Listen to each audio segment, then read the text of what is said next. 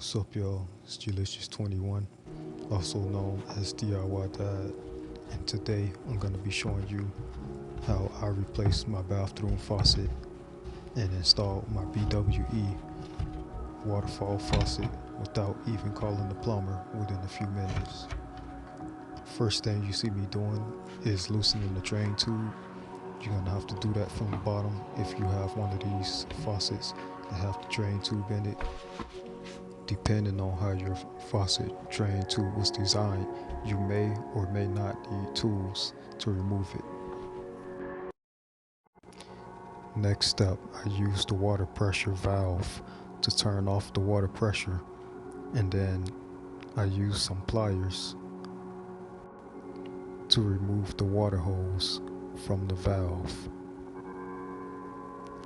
This is a step that I had to do for both the hot water and the cold water side. Once you've turned off both hot and cold water valve and used the nuts to remove the water hose, the next step would be higher up. I basically had to reach all the way up until I felt the bottom of my sink and use my hands to locate the lock nut that mounts the faucet onto the sink.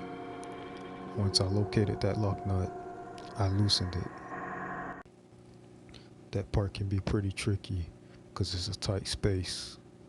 Plus things get rusty and they break or dissolve in your hands. But once you get it off and you get the sink out, that's the second most satisfying part of the DIY. We'll get to the first part later. The BWE faucet had 3 threaded holes in the bottom.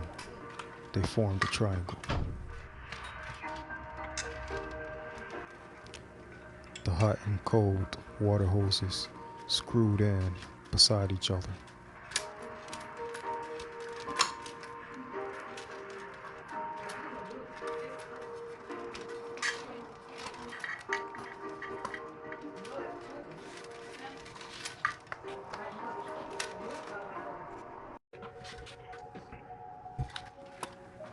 The last hole, which was like the tip of the triangle, is where the main mounting stud screwed in. I love the fact that they provided a 6-inch mount plate to cover all 3 holes.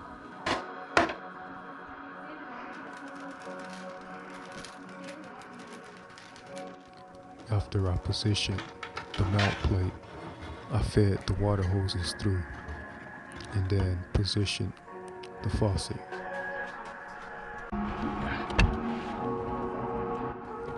From the bottom, I installed the special mount washer that they gave me first. They also provided a piece of rubber padding that goes on before the washer.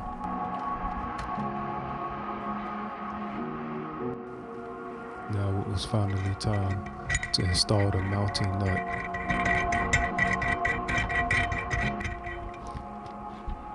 The stud was long. I had to spin that thing forever.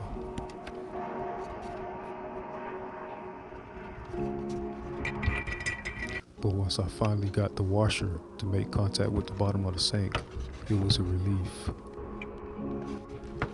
I left some room for play so I can reposition as needed before I give it a final tighten.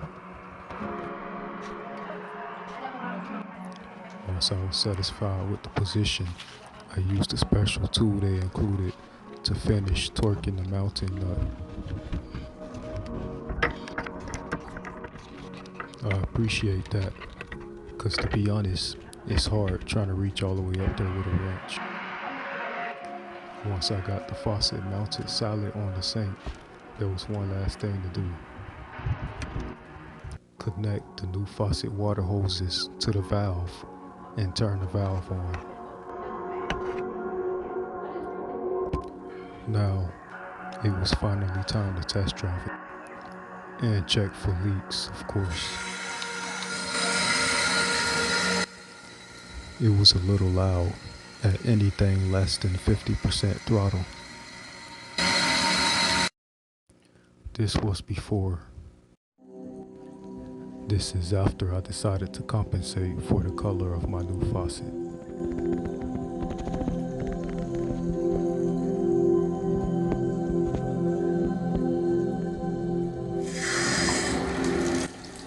"80% throttle" was way quieter than 50.